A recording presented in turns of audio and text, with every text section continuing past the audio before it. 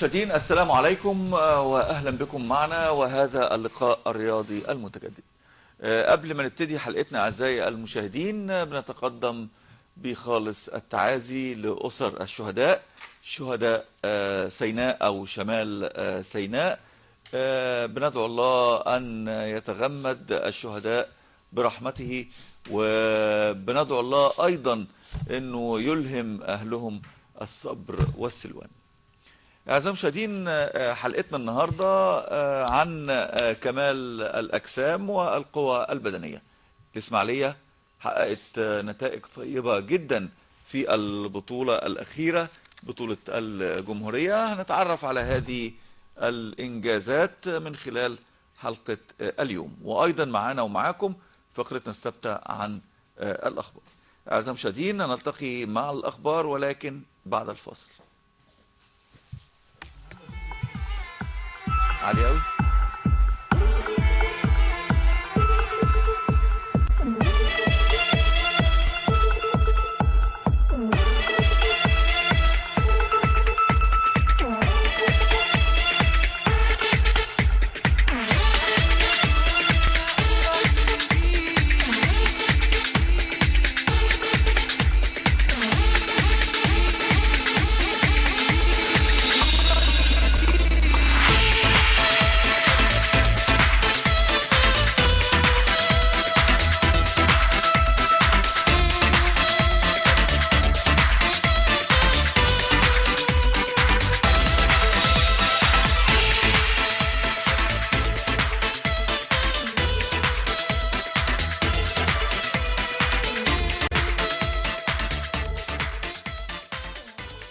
أعزائي المشاهدين، بنبدأ أخبارنا بخبر عن لعبة البيسبول.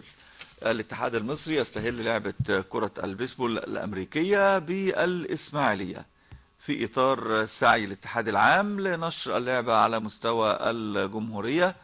أقيم يوم رياضي بنادي كهرباء الإسماعيلية للتعريف باللعبة، والتي بدأت تدخل محافظات الجمهورية من أجل الشروع في عمل مناطق فرعية، حيث بدأت اللعبة في ناديين بمحافظة الإسماعيلية. واستهل اليوم الرياضي بنادي كهرباء الإسماعيلية على شرح تفصيلي بقواعد اللعبة والتعريف بها وعرض بعض مهاراتها، ومباراة استعراضية شارك فيها اللاعبين من نادي الكهرباء ولاعبي الاتحاد العام للعبة على مستوى الجمهورية. بننتقل إلى خبر آخر أعزائي المشاهدين. تأهل الشربجي والشربيني إلى نهائي بطولة أمريكا المفتوحة للإسكواش. تأهل محمد الشربجي ونور الشربيني أصحاب التصنيف الأول عالميا في منافسات الرجال والسيدات للإسكواش إلى الدور النهائي لبطولة أمريكا المفتوحة، والبالغ مجموع جوائزها 150 ألف دولار، ومقامة حاليا بولاية فيلادلفيا. تغلب الشربجي على الإنجليزي نيك ماثيو بنتيجة 3-0 في الدور قبل النهائي، فيما تغلبت نور الشربيني على زميلتها رنيم الوليلي بنتيجة 3-1. هالة سلامة تنافس على منصب المكتب الاستشاري للاتحاد الدولي للجمباز. تنافس هالة سلامة نائب رئيس اتحاد الجمباز السابق على منصب للمكتب الاستشاري للاتحاد الدولي للجمباز في الانتخابات التي ستقام بالعاصمة اليابانية طوكيو، وذلك في مطلع الأسبوع المقبل. كانت هالة سلامة قد تولت منصب المكتب الاستشاري للاتحاد الدولي للجمباز بعدما نجحت في الفوز بالانتخابات السابقة. أيضا أحمد التوني يفوز بعضوية اتحاد البحر الأبيض المتوسط لألعاب الماء. فاز أحمد التوني عضو مجلس إدارة اتحاد السباحة بعضوية اتحاد البحر الأبيض المتوسط لألعاب الماء، والذي جاء فوزه بالتزكية لعدم وجود مرشح أمامه. بطلة الأولمبياد تكشف سبب خلافها مع اتحاد المصارعة. كشفت سمر حمزة لاعبة منتخب المصارعة عن أسباب خلافها مع اتحاد اللعبة برئاسة حسن الحداد والخاص ببطولة الجائزة الكبرى بأذربيجان في نوفمبر المقبل. أكدت لاعبة منتخب المصارعة أن الاتحاد قرر سفر محمود حامد مدرب المصارعة النسائية معها إلى بطولة الجائزة الكبرى، ولكنها رفضت، وطلبت أن يرافقها خلال البطولة محمود أو محمد طلبة مدربها السابق، والذي رافقها في دورة الألعاب الأولمبية بريو دي جانيرو، ولكن مسؤولي الاتحاد رفضوا طلبها. أضافت اللاعبة أنها اعتادت على طريقة طلبة مدربها في الأولمبياد، ومن غير المنطقي أن تجازف في بطولة الجائزة الكبرى في ظل رغبة مسؤولي الاتحاد إعادة تشكيل الأجهزة الفنية. انتهت أخبارنا أعزائي المشاهدين، نلتقي مع كمال الأجسام والقوى البدنية ولكن بعد الفاصل.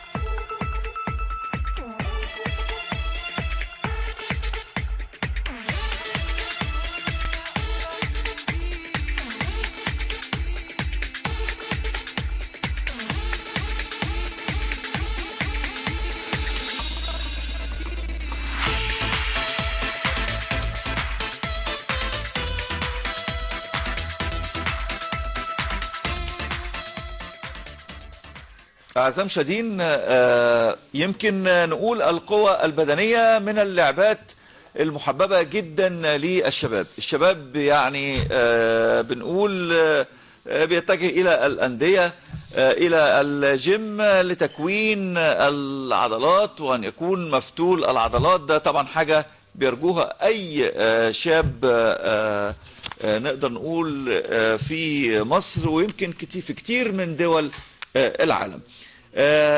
كمال الأجسام واللياقة البدنية بطولاتها كثيرة وعديدة. يمكن كان في بطولة تحت 17 سنة مقامة بالإسماعيلية، وتصدرت الإسماعيلية المراكز الأولى في هذه البطولة. النهاردة أعزائي المشاهدين بنفتح يعني ملف هذه اللعبة، وبنحاول ان احنا نلقي الضوء على الانجاز الكبير الذي تحقق. معانا ومعاكم على الهواء مباشرة الكابتن سيد ابو الوفا مدرب الاسماعيلي لكمال الاجسام والقوى البدنية، ايضا الكابتن ابراهيم الارموطي بطل مصر والمؤهل لبطولة العالم في كمال الاجسام، الكابتن محمد منصور بطل الجمهورية ولاعب النادي الإسماعيلي، أيضا الكابتن رامي رجب حاصل على المركز الثاني في بطولة الجمهورية لكمال الأجسام، كابتن أحمد مجدي الحاصل على بطولة الجمهورية لكمال الأجسام والقوى البدنية. أيضا معنا كابتننا سيد سمير بطل العالم في القوى البدنية. أهلا بكم معنا وألف ألف مبروك على الإنجاز الكبير الذي تحقق.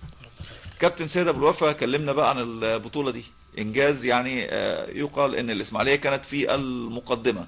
هل ده كان في كمال الاجسام والقوى البدنية ايضا؟ لا، هو كانت من حوالي 20 يوم كده كان عندنا بطولة قوى بدنية في الاسماعيلية هنا، مستضيفينها احنا هنا في الاسماعيلية، واشترك فيها تقريبا حوالي 35 نادي على مستوى الجمهورية.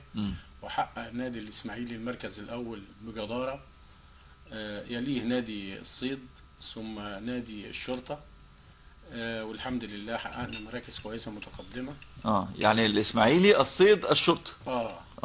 الحمد لله حققنا، رغم ان الشرطة اللعيب اللي عندنا اللي بيبقى كويس بيروح الشرطة بتروح لقطة عشان بقى ياخد مرتب والدنيا تتظبط معاه عشان في امكانيات، لكن هو يعني والصيد مش بيعمل كده برضو. والصيد لا، الصيد بيبقى اثر على نفسه بس على قد اللعيبه بتوعه، لكن عندهم امكانيات برضو، عندهم ما شاء الله امكانيات عاليه جدا يعني.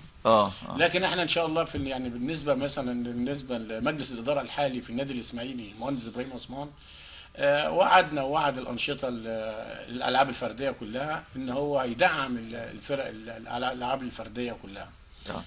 طيب كابتن ابراهيم الارموطي بطل مصر والمؤهل لبطولة العالم في كمال الاجسام، كلمني برضو على البطولة الاخيرة. هما مش بطولة، هي كذا بطولة في الموسم واحد يعني. اه، وكلهم حصدتوا فيها المراكز الاولى؟ المركز الأول ما شاء الله الحمد اه لله يعني. يمكن الكابتن سيد كلمنا اكتر على بطولة كمال الاجسام الاخيرة، كان في قبلها بطولة الدرجة الأولى كانت في قوة شهر بدنية على ما مارس. اعتقد. كانت مدن القناة في شهر إبريل، وكان اه بطولة كأس مصر في شهر يونيو برضو. 3 بطولات في 3 شهور مختلفين يعني. امم طيب، انتوا راضيين عن عن الاداء، وطبعا لان حصدتوا المراكز الاولى كلها. تمام الحمد لله. اجتهدنا يعني وتعبنا ما شاء الله يعني، وشوية التزامات كده هي اللي خلتنا نوصل كابتن محمد منصور، بطل الجمهورية وطبعا لاعب النادي الإسماعيلي، تفسر بإيه إن الإسماعيلية، نقول نتكلم عن المنطقة بصفة عامة، تمام. في المقدمة دائما في هذه اللعبة أو في اللعبتين، كمال الأجسام والقوة البدنية؟ طبعا كابتن سيد ابو الوفا ليه فضل كبير علينا. كابتن ابراهيم طبعا جيم ومدرب كبير بيطلع ابطال كتيره، والحمد لله انا تحت ايده يعني. اه واسماعيليه فيها ابطال كتيره، كابتن سيد سمير يعني انت كابتن تفسر رامي. بده ان وجود بقى يعني أبطال كويسة. رواد في هذه اللعبة هم اللي نقلوا بقى الخبرات. تمام، ما هي اهم حاجه ليكم. الخبره. اه ولازم يكون بتتدرب تحت ايد بطل عشان اه تبقى بطل، لانه وصل بطل زي كده اكيد تعب وصرف كتير واجتهد عشان يبقى بطل. هتتمرن تحت ايده هتستفاد، اه لان هو طبعا عنده المعلومه جاهزه. واسماعيليه كلها ابطال بسم الله ما شاء الله. يعني بس في عايزه ناس في ناس عندها مفهوم كده ان يعني بيروح اي جيم مش اي جيم وبيتدرب لازم لا، لازم لا. يكون بطل وعارف لا، بيعمل ايه. في ناس كتير فاتحه مشاريع، اه مشروع. لكن طبعا الابطال للممارسة فقط مش للممارسه اكتر. بقى، اكل عيش وكده. لكن طبعا في ناس ابطال فاتحه جيمات بتطلع ابطال من تحت ايديها. وطبعا الحمد لله الكابتن ابراهيم طبعا الكابتن سيد ابو الوفا ليهم فضل على ناس كتير برضه، مش احنا بس يعني. طيب، كابتن رامي رجب الحاصل على المركز الثاني في بطولة الجمهورية. رامي، انت في سنة كام او كام سنة؟ 17 سنة. 17 سنة. في ثانوية عامة ولا ايه؟ أولى جامعة.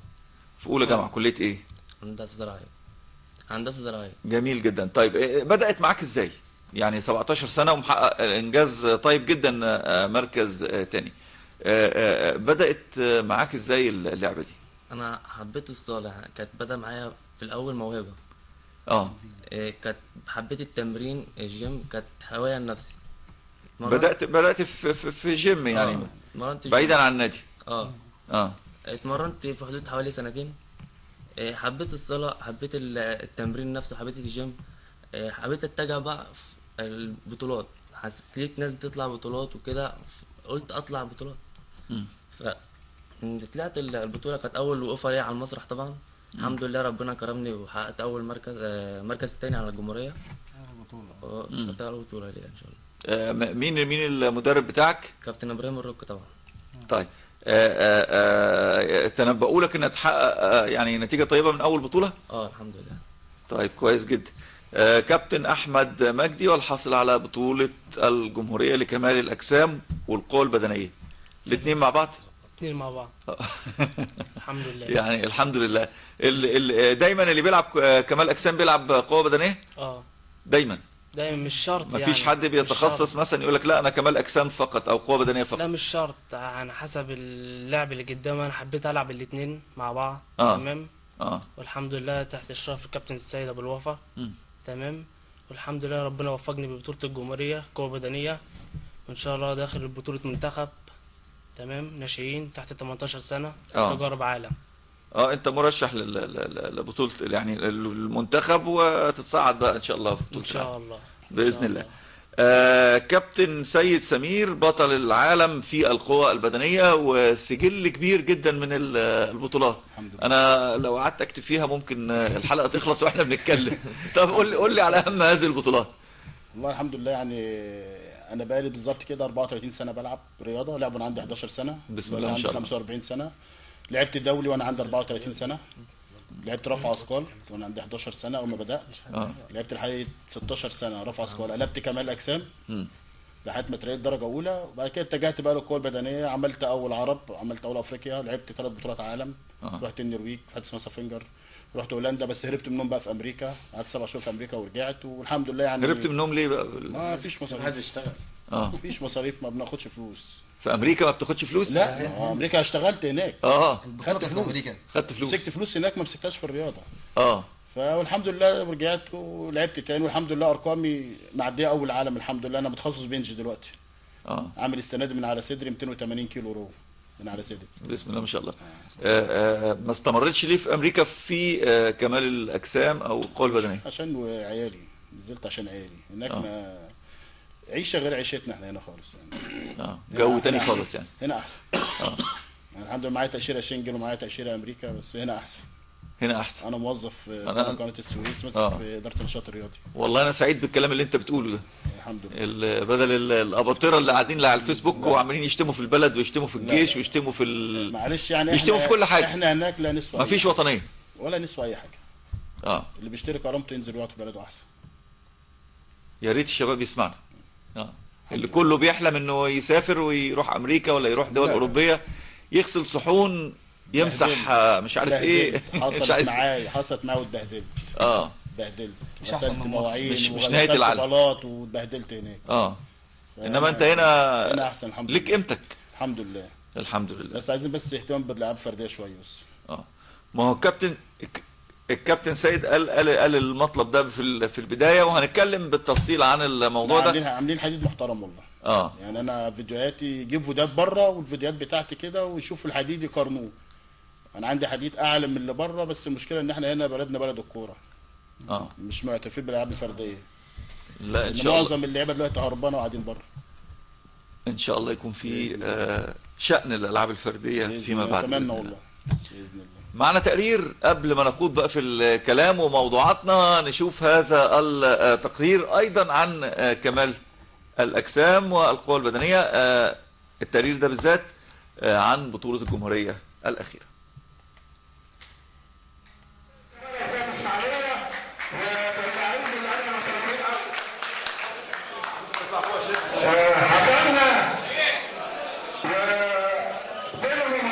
هي البطوله النهارده بتاعت 17 سنه، مرحله سنيه مشترك فيها حوالي 240 لاعب، حوالي 19 منطقه. البطوله دي حافز رياضي، فعشان كده فيها عدد كبير يعني، وانا شايف فيها مستويات كويسه جدا يعني. ان شاء الله. الهدف منها ايه؟ الهدف منها حصول اللاعبين على مراكز متقدمه، لان البطوله دي بتحقق حافز رياضي بتفيد اللاعب عند دخوله الجامعات، لانه بيحصل على الحافز، بالاضافه انها بتعمل تنافس بين المناطق الرياضيه على مستوى الجمهوريه زي المهندس عبد الجليل ما اشار، وجود 19 منطقه ده بيعمل تنافس شديد بين اللاعبين. 240 لاعب ده عدد كبير جدا للبطوله. اسماعيليه او اسماعيليه عاده محافظه اسماعيليه بتستضيف البطولات الكبيره، وعاده النادي الاجتماعي كابتن شاذلي وكابتن ابراهيم عباس الحقيقه هم عندهم استعداد، لان الاسماعيليه دايما ولاده لابطال جمهوريه، وده شرف لنا، لان بمناسبه انتصارات اكتوبر وبمناسبه ان الاسماعيليه خط دفاع اول يا مدن القناه، فهي تستضيف البطوله بمناسبه انتصارات اكتوبر. اللعيب هنا لغايه المرحله دي بياخد اول جمهوريه، من الاول لغايه الثالث له حافز رياضي. بعد كده لو في بطولات العالم للشباب بنعمل تجارب بين الثلاثه الاوائل، واللي يكسب فيهم هو اللي بيمثل مصر في البطوله دي. البطوله دي بطوله الناشئين تحت 17 سنه، وكنا عملنا التجارب للفريق القومي في مدينه المنصوره الاسبوع اللي فات. الاسبوع دوت احنا عملنا بطوله 17 سنه عندنا في الاسماعيليه، وفي تجارب للفريق القومي عشان مسافرين اسبانيا ان شاء الله، وانا مسافر معاهم باذن الله بطوله العالم للتحكيم فيها في 3/11 باذن الله. مش اول مره تسافر اسبانيا انت؟ لا دي ثالث مره اسافر اسبانيا. سافرت بطوله عالم؟ سافرت بطولة العالم في تركيا سنة 97 حكمت فيها، خدت الشارة الدولية فيها. سافرت بطولة العالم في اسبانيا سنة 92 سنة 92 سافرت فيها. سافرت اسبانيا بطولة العالم العام الماضي، والسنة دي ان شاء الله مسافر بطولة العالم برضو في مدريد، والسنة اللي قبل اللي فاتت كنت مسافر بطولة العالم في ايطاليا. البطولة دي طبعا بطولة الجمهورية تحت 17 سنة بتقام تملي، هم بيختاروا اسماعيلية لموقعنا الجغرافي الكويس وبلد نظيفة، والبطولة بتتقام بكل نظام، ما بيحصلش اي مشاكل. عندنا الامن بتاعنا احنا بتاع المنطقة بنعمل بطولة، فالاتحاد تملي بيعمل يعني السنة اللي فاتت من 9 بطولات واخد 6 عندي في اسماعيلية. فالبطولة دي تحت 17 سنة اللي هي المرحلة السنية، البطولة بيتاخد عليها حافز رياضي للعيب، وبيشترك فيها 10 اوزان طبعا، وزن 55 و60 و65 و70 و75 و80 و85 و90 و95 و100 وفوق ال100. عمل سيادتك اللعيبه دي بعد كده اللي بيكسب منهم في البطوله دي بيلعب بطوله 19 سنه، الاول والثاني والثالث. وبعد كده لما بنيجي ناخد منتخب بناخد الثلاثه الاوائل من كل البطولات ونعمل لهم تجارب للمنتخب القومي على اساس ناخد المنتخب اللي بيمثل مصر. البطوله الحاليه الحقيقه تحت 17 سنه هو ده امل مصر، ان احنا يبقى عندنا جيل مرتفع المستوى على اساس ان احنا نقدر نعده للبطولات الدوليه، ويكون ان شاء الله خير بديل للعيبه الكبيره، وبرضه بينشط اللاعب الكبير وبيخليه يغير ويخليه يتمرن جامد، لان هو ده سريع في النمو بتاعه وسريع في المستوى. لما بيلاقي رعايه وبيلاقي اهتمام بيبقى وضعه افضل لانه صغير في السن. النهارده احنا بنشترك ب 25 لاعب من الاسماعيلي في بطوله الجمهوريه تحت 17 سنه، والحمد لله بيحقق نتائج. البطوله اللي فاتت احنا عملنا اول جمهوريه الحمد لله.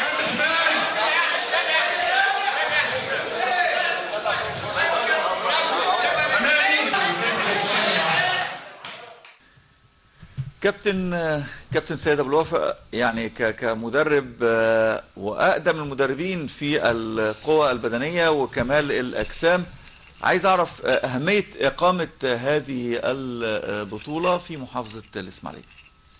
والله اقول لحضرتك على حاجه، احنا بنجيب البطوله عندنا هنا علشان خاطر احنا ما نصرفش. لان لو انا مثلا حبيت مثلا اطلع مثلا بفرقه مثلا 12 لعيب من النادي الاسماعيلي هحتاج اتوبيس. هي كل الحكايه ايه؟ ان احنا بنلم نفسنا.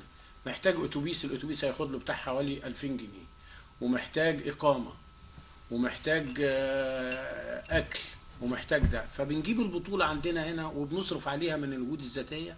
خدت بال حضرتك؟ طب ما البطوله هتصرف برضه؟ لا، نفس القصه يعني. مش هتصرف. اقول لحضرتك يعني احنا جبنا النادي الاسماعيلي الاجتماعي ده ببلاش. دي حاجه، جبنا النادي الاسماعيلي ببلاش. يعني المكان، انت تقصد مكان مكان البطوله اللي اتعمل عليه المسرح. المهندس ابراهيم عثمان وافق لنا ان البطوله تتلعب في النادي وكده وبتاع. النادي ده عشان مثلا اي نادي بيأجره بره مش اقل من حوالي 3000-4000 جنيه.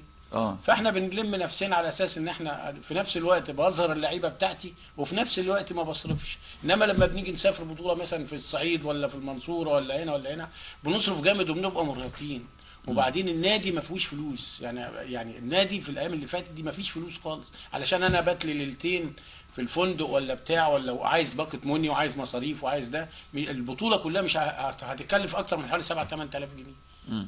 فاحنا الاوفر انها تقام هنا. نوفر بقى على اساس ان احنا ايه. طب والاتحاد بيوافق بقى ولا؟ الاتحاد بيوافق طبعا. انا شايف حاجه ببلاش، جاي له نادي ببلاش. يعني النادي الاجتماعي ببلاش، اي حته ثانيه النادي الاتحاد المصري بيأجر.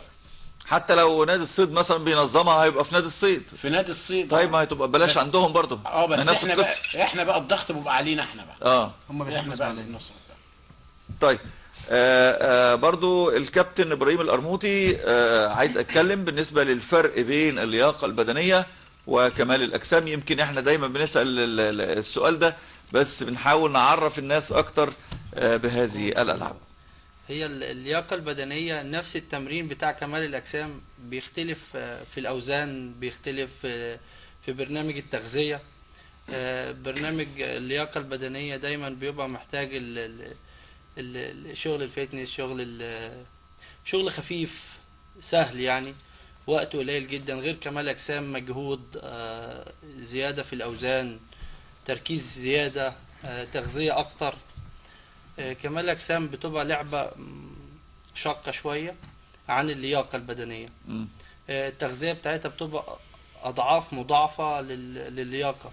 اللياقه البدنيه عايزه تمرين سهل وخفيف وتغذيه بسيطه جدا. لكن ايه المطلوب من لاعب اللياقه البدنيه وايه المطلوب من لاعب كمال الاجسام؟ شغل التكرار والحركات الخفيفه. يعني هي نفس الحركات اللي بتستعمل شغل اللياقه البدنيه سويدي، يعني شغل خفيف جدا مش محتاج التمارين او الاجهزه اللي محتاجاها كمال الاجسام. ويعتبر اسمه مالتي جيم. مالتي جيم غير اللاعب. مالتي جيم ده شغل مخصوص اللي هو داخل فتنس، عايز نفس، مش عايز شغل عقله متوازي، ضغط، شغل كابلات، بيشتغل شغل على الاجهزه وما بيجيش ناحيه البار خالص. مش محتاج العضلات اللي محتاجه كمال اجسام. على المشاية. ايه اللي بيطلبوا لجنه التحكيم؟ بتطلب ايه من ده وبتطلب ايه من ده؟ اللياقه البدنيه مش محتاجه لجنه تحكيم، انما كمال اجسام دي عايزه عضلات، تناسق، سيمتريه، محتاجه فورمه، ما يبقاش في حاجه عنده ناقصه، فبيبقى معتمد على ان هو يبقى انما القوه البدنيه عروسه متناسقه كده يعني. القوه البدنيه بيحتاج القوه البدنيه مجهود شاق جدا يعني اكتر من الكمال اجسام. اوزان تقيله، معظم ابطال القوى البدنيه مصابين بسبب ان هي لعبه خطيره جدا. خطيره قويه جدا، محتاجه تركيز زياده، محتاجه مجهود اكتر، يعني من اقل غلطه في اصابه، غير كمال الاجسام برضو، غير اللياقه البدنيه يعني. دي ليها مجال وفكر ودي ليها مجال وفكر، بيختلفوا عن بعض في نوع التمرين. هي القوه البدنيه واللياقه البدنيه. هي القوه البدنيه غير اللياقه البدنيه. وليده من كمال الاجسام. وليده من كمال، يعني ما ينفعش واحد اول ما يجي يلعب كده يلعب قوه بدنيه. ما ينفعش، لازم الاول يلعب كمال اجسام عشان يعمل عضله، وعشان وفي نفس الوقت برضه في اللياقه البدنيه يعمل نفس. خدت بال حضرتك؟ يعني اللياقه البدنيه دي اغلبيه الشباب النهارده بيلعبها للكليات العسكريه والتاهيل المؤسسات العسكريه وكده والجامعات والحاجه دي. والكوره مهم، لازم التاهيل اللياقه البدنيه ده قبل كمال الاجسام وقبل القوه البدنيه، لان هو اللي بيعمل النفس. جميل جدا. كابتن محمد منصور، انا شايفك يعني معاك ميداليات، اللهم صل على النبي، يعني الحمد لله، وتقريبا معظمها ده لم من الميداليات بتاعتنا. ميداليات ايه دي يا كابتن؟ ايه ميداليات ايه دي؟ كان 4 جمهوريه، واحده كاس مصر، واحده اول موديل كنال. ترتيب ولا يعني ارفع الميداليات شويه عشان الجمهور يشوفها برضو. ارفعها من فوق كده، ايوه، من علم مصر عشان الكاميرا تعرف تجيب. دي لا، لحظه واحده اما تجيبها الكاميرا. اتفضل. الاولانيه دي تاني. اتفضل يا كابتن، اتفضل. دي اول موديل كنال. اول موديل كنال. دي ثالث كاس مصر. جميل. في اسماعيليه. جمهوريه الدرجه الاولى. جمهوريه الدرجه الثانيه. ايوه. دي بطولات تنشيطيه على روح القوات المسلحه، شباب القوات المسلحه والشرطه. كانوا عاملينها في القاهره، عملوا 6 بطولات طبعا. مركز اول فيهم كلهم تاني كده. ده صورتك اللي على الهوا دي يا كابتن؟ طب كانت فين، في بطوله ايه؟ دي كاس مصر الاخيره. كاس مصر الاخير. طيب يعني كابتن رامي رجب، اول ما دخلت اللعبه دي يعني ايه اللي كان في دماغك؟ كنت عايز ايه او اكتر حاجه شدتك للعبه دي؟ كنت ضعيف. انا كنت في الاول ضعيف خالص، يعني عايز ابقى قوي. فاتجهت للجيم عشان ان انا عايز اوصل، شايف ناس موهبه، الناس واخدها مثل اعلى ليا، عايز اوصل ابقى زي حاجه زيهم. ربنا كرمني الحمد لله، ودخلت بطوله الجمهوريه، كانت اول وقفه على المسرح، خدت مركز تاني الحمد لله. وعندي لسه عايز ادي تاني، لسه في عندي اول سلم، لسه في اول السلم، عايز اطلع تاني لسه. برضو الميداليه اللي معاك دي ميداليه فضيه، مركز تاني. نرفعها كده خلي الناس تشوفها. دي ميداليه فضيه. فين، في بطوله ايه تاني؟ قول لي التفاصيل. بطوله جمهوريه. بطوله بتاعت 17 سنه اللي كانت معروضه دلوقتي، الاخير، البطوله الاخيره. طيب كابتن احمد مجدي، طبعا الحصل زي ما قلنا بطوله الجمهوريه والقوه البدنيه. انت جمعت بين الاثنين في وقت قياسي، ولا بدات بحاجه وضميت الثانيه ليها؟ بدات اول حاجه لعبت اللي هي القوه البدنيه، حبيت اللي انا جاهز ليها. تمام. شديت نفسي في التمرين كويس، وبعد كده جهزت لبطوله الكمال اجسام. تمام. انت في النادي الاسماعيلي برضه؟ في النادي الاسماعيلي. كل المجموعه نادي اسماعيلي. تمام. مفيش انديه تانية بتمارس اللعبه دي؟ في بس ما بتجيبش بطولات برضه. في انديه في اسماعيليه النادي النوبي، وفي نادي اسره عصمصون، ونادي الاسره. خدت بال حضرتك؟ في عندنا 4-5 انديه، بس زي ما تقول بقى الاهتمام كله في النادي الاسماعيلي، هم برضه بيحققوا برضه بطولات ساعات معانا. طيب كابتن سيد سمير، عايزك تكلمني عن القوة البدنية وكمال الأجسام محتاجة تغذية معينة، محتاجة تدريبات معينة. هل التدريبات بتبقى يومية والتغذية بيبقى عبارة عن ايه؟ كمال الاجسام مكلفة. مكلفة في مصاريفها وفي اكلها. الاكل والشرب دي يعني معظمها للفلوس للعب. كالقوة البدنية من انزه الالعاب للرياضة جامدة. قوتك، صحتك، نفسك، شغلها احمال كلها. مش مكلفة في اكلها. بناكل اي اكل غير الكمال الاجسام. ده كمال الاجسام الغلطة بفورة فيها، لو لخبطت في الاكل خلاص اللاعب باظ. بتختلف عنها. بس هي كاساس اللاعب يبقى رفع اثقال. ان رفع اثقال زيك انت قلت لي في البدايه انت كنت رافع اثقال. رفع اثقال دي بتعمل حاجه اسمها حشو عضله. حشو عضله ديت العضله متمكنه مش منفوخه. عضله ليفه عضليه جامده. لو مهما تنزل بالحديد عليها ما فيش اصابات ولا في اي حاجه. عمل شغل تربيه كتير بس في كتير منهم ما بداش برفع الاثقال. ما تختلف في الاوزان بقى. تختلف يعني الاوزان اللي انا اشيلها هو ما يشيلهاش. يعني الاوزان اللي يشيلها بتاع قوه بدنيه ما يشيلهاش بتاع يعني احمد مجدي ما انت ما لعبتش رفع اثقال؟ لا ما لعبتش رفع اثقال. وبرضه رامي ما دي اللي مخليني انا العب لحد دلوقتي. يعني الحمد لله نمره 1 في مصر وحديدي محترم. دي اللي مخليني العب لاني اسست صح. سيد اجاني وهو عنده 17 سنه كان لعيب رفع اثقال. اجى قال لي عايز العب كمال اجسام. لعب معايا 6 شهور. 6 شهور يا ابني. 6 شهور بقيت من الاول. وخدته وسافرت وطلع عمل اول جمهوريه. كان عنده 17 سنه. كنت بلعب في السنه 4 بطولات.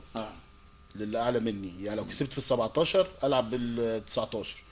كسبت في ال 19 بلعب 21. طيب انا شايفهم بيدينوا قدامنا بيدينوا طبعا بعض الكريمات. وكابتن ابراهيم القرموطي ايه التجهيزات بقى ما قبل البطوله؟ بالنسبه للتمرين ولا بالنسبه للبطوله؟ ليه دهانات؟ هل دي بتظهر العضله؟ ده زيت بيبرز العضله. الزيت دون بيبرز العضله. ده زيت لامع برونزي كده بيبرز العضله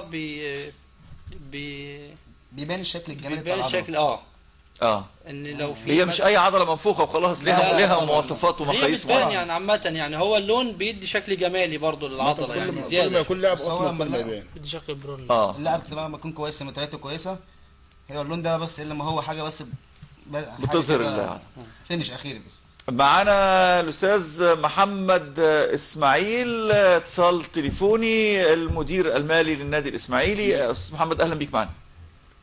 محمد بيه ازي حضرتك؟ الله يخليك. يعني شايفين اتفضل. منور حضرتك وكباتن الافاضل كلهم منورين. والله الكباتن هم اللي منورينا طبعا لان هم محققين نتائج طيبه وميداليات طيبه طبعا ومراكز. احنا ده اللي يعني بيعنينا في المقام الاول. طبعا ويعني كلهم من النادي الاسماعيلي. وانا سعدت جدا ان النادي الاسماعيلي بيحقق بطولات في مجالات اخرى غير كرة القدم. غير كرة القدم كلمني بقى. كل بيحلم ان خلال الفترة القادمة يكون فيه اهتمام اكتر باللعبات الفردية ومن ضمنها كمال الاجسام والقوة البدنية. هل ممكن يتحقق هذا الحلم؟ اكيد طبعا يا محمد بيه. وانا اولا بشكر حضرتك على الاهتمام باللعبات الاخرى غير كرة القدم. لا شكر على وجه. لان اللعبات الاخرى مش ما فيش ضوء اعلامي عليها كتير. واحنا عندنا العاب محققه نتائج على مستوى عالي جدا ومنها كمال الاجسام اللي هي محققه زي ما حضرتك الكباتن قالوا لك ان هم محققين بطولات وانجازات في جميع البطولات يعني.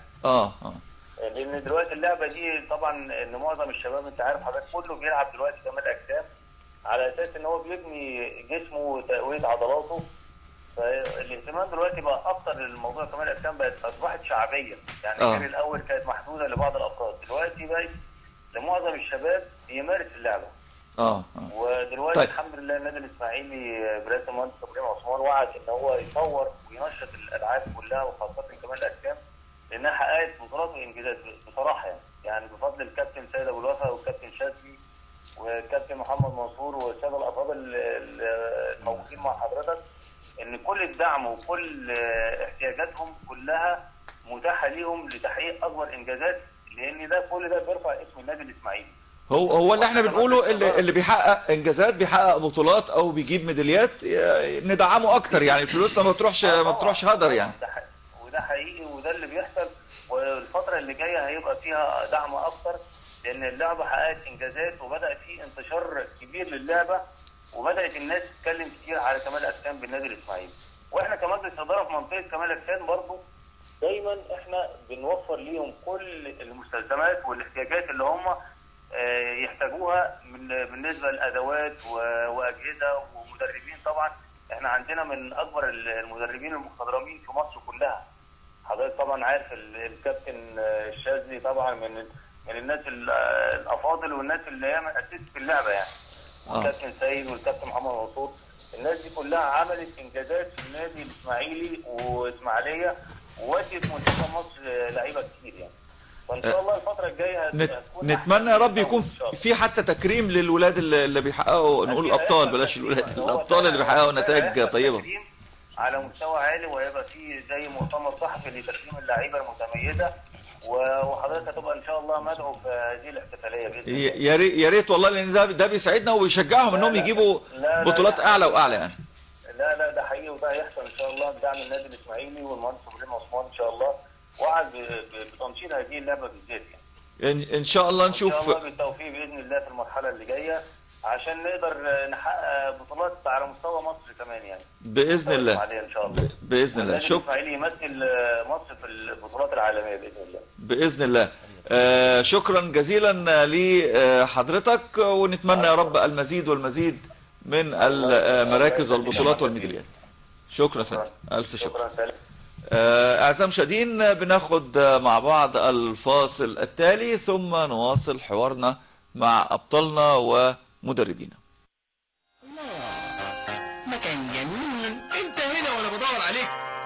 اوعى تكون اشتريت حاجه جديده. ايش فهمك انت في الشغل؟ انا امبارح اشتريت الصدر علي ثاني. لا طبعا، هو انا غبي؟ ده راجل طيب باع لي كل مكان الري بتاع مصر. ليه بقى يا سيدي؟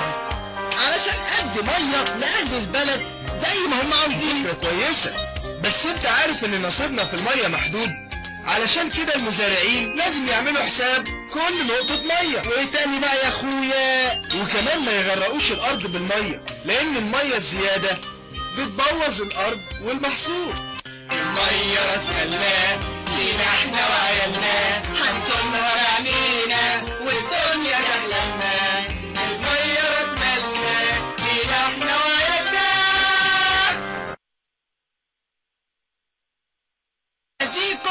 بارك لي على ايه يا شملوق؟ انا اشتريت السد العالي. اشتريت السد العالي بحاله؟ راجل طيب باعهولي. يا سلام. ايوه، وانا اشتريته علشان احافظ على الميه اللي بيقولوا انها محدوده. ازاي بقى يا شملوق؟ انا هقطع كل الميه اللي جايه من السد العالي. انت اتجننت؟ انت مش عارف ان الفلاحين والمصانع والبلد كلها تستخدم الميه دي؟ عايز تقطع الميه عليهم؟ طب خلاص هديهم شويه ميه. ما ينفعش تشتري السد العالي علشان ده بتاع مصر، وحقيقي الميه محدوده، علشان كده المزارعين لازم ياخدوا بالهم ويخلوا الترع نظيفه ويرووا بالمظبوط. الميه راس مالنا لينا احنا وعيالنا، هنصونها بعينينا والدنيا تحلمنا. الميه راس مالنا لينا احنا وعيالنا. كابتن ابراهيم القرموطي بطل مصر، يعني نقول لعبة كمال الأجسام لعبة بيحبها الشباب عشان يبقى عضلاته مفتولة، عشان الشاب يوصل لهذا الشكل يعني محتاج قد ايه، وقت قد ايه؟ هي لعبة ملتزمة جدا، عايزة انتظام والتزام، عايزة تحفيز معنوي، عايزة تغذية نظيفة سليمة، عايزة الواحد يكون ملتزم زي الدراسة، زي عايز انجح لازم اكون ملتزم. هي عشان تنجح وتعمل العضلات المظبوطة لازم تكون ملتزم. مفيش تهريج، مفيش استهتار في التمرين، في التغذية، مفيش لعب، لازم اكون ملتزم عشان اعمل العضلة تكون كويسة. كابتن محمد منصور، التدريب بيبقى ايه، مرتين في الاسبوع ولا 3 ولا ايه؟ لا، كل يوم. يوميا؟ كل يوم ما عدا الجمعة. ممكن لو التمرين صعب شوية او شكل ممكن تريح يوم في نص الاسبوع. بس قبل الماتش، عندك ماتش مهم وكده، قبل الماتش بشهر بتاخد مرتين في اليوم. مرتين في اليوم؟ صباحا ومساء؟ بس ده موضوع شاق جدا يا كابتن. محتاج تغذية جامدة ومصاريف طبعا وراحة. كابتن رامي رجب، اكتر حاجه بيطلبوها منك الكباتن في التغذيه يا ترى ايه؟ هي طبعا التغذيه دي اولا دي مصاريف بروتين لوحدها، طبعا. الخضروات مصاريف بروتين، وبعدين اصلا المكملات الغذائيه دلوقتي بقت غاليه. يعني لازم المكملات الغذائيه حاجه من ضمن الاساسيات يعني المكملات الغذائيه. صح. الواحد بيبقى محتاجها مع برضه بيبقى صارف اكل برضه عامه من البيت نفسه. في اكل بيتي بيبقى ملتزم بيه، اكل معين مع البروتين نفسه، ده المكمل الغذائي. يعني بعض الناس متخيله كابتن احمد مجدي ان بطل كمال اجسام ده بياكل له فرختين مثلا في الطاقه، بياكل له 2 كيلو لحمه. الكلام ده ممكن يكون في شيء من الصحه؟ المفروض يعني اللاعب كمال اجسام ليه 6 وجبات في اليوم. 6 وجبات؟ 6 وجبات، ولازم ياكل كويس. اهم حاجه الاكل والممارسه والتمرين والحاجات دي. تمام. طيب كابتن سيد سمير، بتنصح الاولاد بايه في التغذيه اول ما يبدا في اللعبه، يعني عايز يبقى بطل؟ يتمرن وياكل. ايه؟ يتمرن كويس وياكل كويس ويبعد عن اي حاجه. يبدا بعد كده ربنا كرمه بقى كويس، ابدا ان انا اشتغل فيتامينات، اشتغل الحاجات اللي هي كويسه عشان استمر. زي ما انا سني دلوقتي من 11 سنه ل 45 سنه، بدات صح وقاعد لحد دلوقتي بلعب. لو بدات بادويه مش هكمل، هنزل بالطريق. لسه جاي لك انا في قصه الادويه دي شغلانه ثانيه. هنزل في الطريق. اخبار الامينو ايه، واخبار المنشطات، واخبار المسائل دي ايه؟ ما هي دي يعني في ولد كان بكلمه عن، قال لي لازم منها، مفيش كلام. لا انت عمرك ما خدت حاجه من دي خالص؟ خدت اللي محدش خده، بس بتمرن. مش هقول لك انا ما باخدش، انا باخد، بس بتمرن وبحلل وكويس. بس نمره 1 عندي التمرين، نمره 2 الاكل، نمره 3 عامل مساعد. عامل مساعد ده اللي هو المكمل اللي انا باخده، ما بتكلش عليه عشان مش هو الاساس يعني. مش هو الاساس. في فرق بين المكمل الغذائي والمنشطات يعني. في فرق. هو الجيل اللي طالع دلوقتي جيل اللي كان منشط والحاجات ديت، لا لكن هو عايز العضله تكبر بسرعه وخلاص، وانتهينا على كده، ويتمنظر بيها قدام زمايله بقى في الكليه ولا في المدرسه. دي الفورمه بتاعت الساحل اللي بيعملها. الاتحاد بتاعنا ما شاء الله بقاله سنتين بيحارب المنشطات والفساد. يعني عندنا زمايلنا كتير السنه اللي فاتت في بطوله العالم ما سافروش بسبب برضه 34 واحد عشان المنشطات. 34 واحد طلعوا ابطال كلهم، طلعوا منشطات كلهم، يعني ولا واحد فيهم سافر. هي خساره كبيره جدا لمصر انهم كلهم ابطال متفوقين جدا بسم الله ما شاء الله عليهم. هو يعني بيخش مش بيلعب رياضي، بيتاجر بجسمه. مش مشكله. لو دخل كرياضه هيتمرن صح ويبقى كويس ويمشي في الطريق. ربنا كرمني في البطولات بمشي فيها، زي ما انا بلعب جيم العب جيم، لكن هو بيخش على ادويه على طول. هو داخل كادويه. طيب معانا تقرير قبل ما ننهي الحلقه، تقريبا الوقت عمال يدركنا تقريبا كده خلاص، لكن نشوف التقرير ونرجع مره ثانيه لضيوفنا. كريم عباس عطلنا الدوري ومشرف منطقه الاسماعيليه والسنه اللي فاتت سنه بطوله العالم. ايوه والله ايه زي ما انت رجليك. اسمي عزام عبد الكريم حشاد من المنوفيه. يلا يا ابني يا بتاع الاسماعيليه، مره تشارك؟ لا تاني مره. وايه رايك في النظام في الاسماعيليه هنا؟ كويس وجميل جدا اتمنى ايه؟ اتمنى ان باذن الله كله ياخد مراكز وربنا يوفق الجميع في التصفيات. اعرف عليك؟ اسمي محمود احمد فؤاد من المنصورة. تقول ايه على البطوله دي؟ بطولة تنظيمها حلو وقوية يعني. ان شاء الله. ان شاء الله. ان شاء الله نحقق مراكز حلوة باذن الله كده ونرجع بحاجة. اسمي عصام سامي دوش، انا لاعب نادي الاسماعيلي، وان شاء الله كلنا نجيب مراكز كويسه اول مره تشارك؟ ايوه ان شاء الله اول مره اشارك. مين بيدربك هنا في الاسماعيليه؟ كابتن سيد كابتن حسين والكابتن حسين. اتمنى ايه ان شاء الله؟ ان شاء الله كله ياخد مراكز كويسه ونرجع كلنا مبسوطين ان شاء الله. ان شاء الله. امير علاء المنصور. تقول ايه على البطوله النهارده؟ ان شاء الله كله يجيب مراكز ويبقى احسن ان شاء الله. اتمنى ايه باذن الله؟ كله يجيب مراكز ان شاء الله. ان شاء الله. توفيق ان شاء الله. ان شاء الله.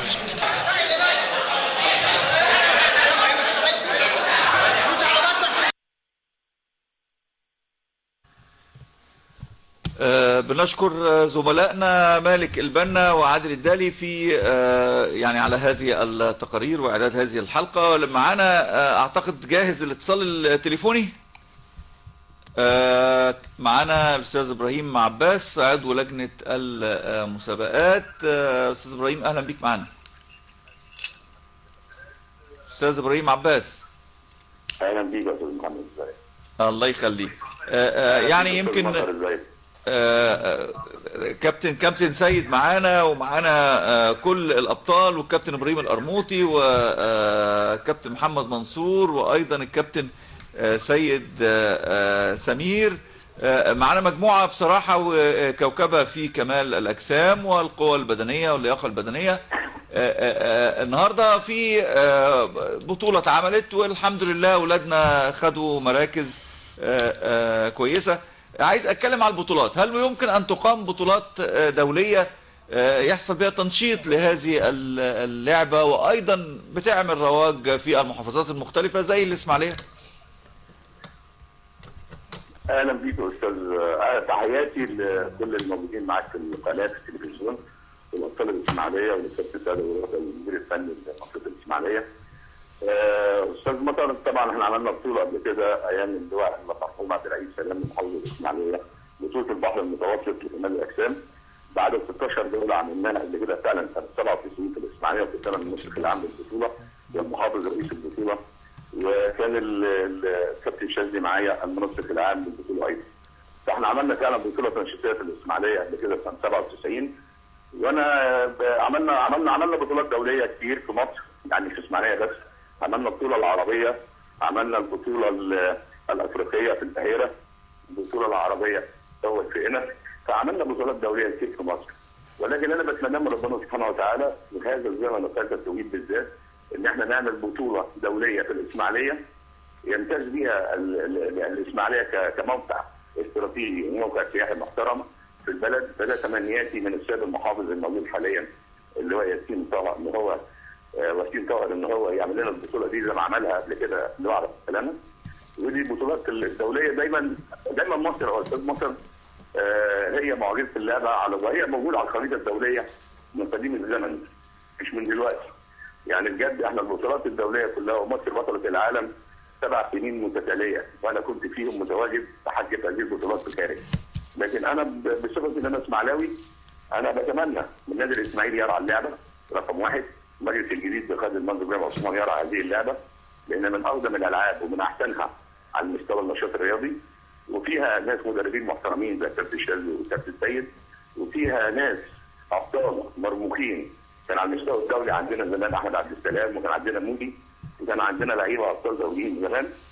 وبتمنى ان يظهر في الاسماعيليه بطل يسد الفراغ الدولي زي ما جبنا احمد حموده ولعبناه في الاسماعيليه باسم النادي الاسماعيلي باسم الاسماعيليه، ولعبناه باسم هيئه رياضه السويس. فتمنياتي ان احنا يظهر بطل في الفتره القادمه زي ابراهيم القرموطي او زي اللعيبه دي ان شاء الله، يكون على الخريطه الدوليه ويسجل باسم اسماعيليه في التاريخ ان شاء الله. شكرا جزيلا للكابتن ابراهيم عباس عضو لجنه المسابقات. ونرجع مره ثانيه اعزائي المشاهدين لضيوفنا. انا هبتدي بقى من الكابتن سيد سمير. الولاد بسم الله ما شاء الله يعني دخلوا في رياضه وحققوا نفسهم وذاتهم وشغلوا وقتهم بحاجه مفيده. كتير او في شباب يعني كل قعدته قدام الفيسبوك قدام الكمبيوتر، واسف في الكلمه يعني بيدمر بلده اكتر من الراجل اللي بيحط الارهابي اللي بيحط عبوه ناس. فبيقعد زي ما قلنا في البدايه يشتم في البلد، يشتم في الجيش، يشتم في الدنيا كلها، وفي النهايه بيخرب عقول الناس. تقول لهم ايه؟ اقول لهم ان هم يتجهوا لاي جيم ويتمرنوا فيه، والرياضه لنفسهم لصحتهم لقدام.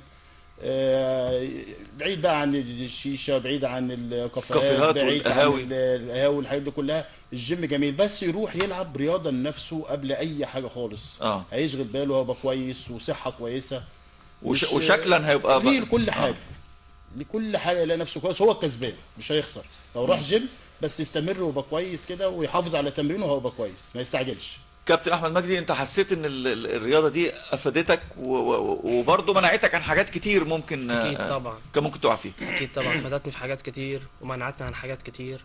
الحمد لله يعني. برضو الكابتن رامي رجب، انت شايف ان ممارسه اي رياضه وكمال الاجسام او القوه البدنيه شيء مفيد جدا وبتبعد الشباب عن حاجات سيئه جدا؟ طبعا اكيد كمال الاجسام دي واي رياضه غير كمال الاجسام طبعا حاجه مفيده، حاجه مفيده برضه، ما يتجهش برضه في اسلوب سيء بيتجهوه. طب انا ليه عندي رياضه حلوه مفيده؟ ما بيجيلكش يعني واحد صاحبك يقول لك تعال نقعد على كافيه، تعال نروح القهوه نشرب شيشه ولا الرياضه بعدتك عن الكلام؟ حصل وبيجي بيقول لي بس انا لا عندي طريق وعندي هدف عايز اوصل له، وفي لسه في سلم طويل عايز اوصل له. وده بفضل ربنا ان شاء الله باذن الله. كابتن محمد منصور، تقول ايه لاي حد عنده الرغبه انه يلعب هذه اللعبه؟ طبعا اي حد عنده الرغبه يروح ويمارس الرياضه. الرياضه جميله، مش كمال اجسام بس، اي رياضه لو مارسها هيبعد عن حاجات كتير، هيستفاد بحاجات كتير، هيعلم اولاده، هيعلم صحابه. لو واحد صاحبه قال له تعالى نروح، قال له نروح الجيم، لو شافه في الجيم وشاف جسمه هيعجبه، هيخش في الجيم. لان طبعا كمال الاجسام او البني ادم الرياضي ملفت اكتر من البني ادم الطبيعي العادي، فلو مارس الرياضه طبعا هيبقى مميز. كابتن ابراهيم القرموطي، اكتر حاجه بتشد الشباب بقى للعبه دي يا ترى ايه؟ الجمال. جمال العضله. عضله يعني التمرين كمال اجسام بيتحدث عن نفسه في الشارع في اي مكان. ملفت، مش محتاج حد يتكلم عنه. فهو معجب لكل الناس، فهم بسبب كده بعضلاته المفتوله تمام. فهو لازم وشكله يعني الرياضي يعني. شكله يكون يعني جمال عضلاته هي بتبقى ملفتة، فكل الناس بتحب الشكل كده. طيب كابتن سيد ابو الوفا، في عجالة لان الوقت انتهى تماما يعني، تقول ايه بقى لشبابنا، تقول ايه للممارسين اللعبة والمدربين علشان نرقى اكتر واكتر ويبقى لنا يعني مركز دولي ومرتبة دولية اكبر يعني؟ والله انا ما بوجهش كلام للشباب، لكن قد ما بوجه لاولياء الامور. اولياء الامور لازم يتابعوا اولادهم، يشوفوا هم بيروحوا فين وبيجوا منين، ولانه الكافيه اللي بيقعدوا عليه، وحتى لو هو بيروح الجيم اراقبه بيروح الجيم ده بياخد منشط، الراجل بتاع الجيم ده بيديله حقن ولا ما بيديلوش. لازم اولياء الامور دي يكون في متابعه من اولهم. لو في متابعه من اولياء الامور ما كناش وصلنا للي احنا وصلنا له بقى، موضوعات الارهاب والكلام ده، سايبين شبابهم قاعدين على فيسبوك مش عارفين بيكلموا مين ولا مين اللي بيلعب في دماغهم. انا كان نفسي اكمل معاكم والله، لكن اتفضل في عجاله. اتفضل. عايز اشكر الكابتن سيد ابو الوفا، اشكر كل الابطال، وعايز اشكر الكابتن محمد مجدي والكابتن عمرو. احنا اللي بنشكركم جميعا، نتمنى تقولنا يا رب ببطولات دوليه اكبر واكبر، واتمنى ان يكون في لقاءات. اسماعيليه مليانه ابطال غيرنا، يعني احنا جزء صغير من عايز اوجه كلمه للسيد المحافظ زي ما قال ياسين طاهر ستي. طيب نتمنى يا رب يكون في، هم فوق عمالين يعني نتمنى يكون في بطولات اكتر في الاسماعيليه. بنشكركم اعزائي المشاهدين، وحتى نلقاكم في حلقات قادمة، لكم منا أجمل وأرق التحيات.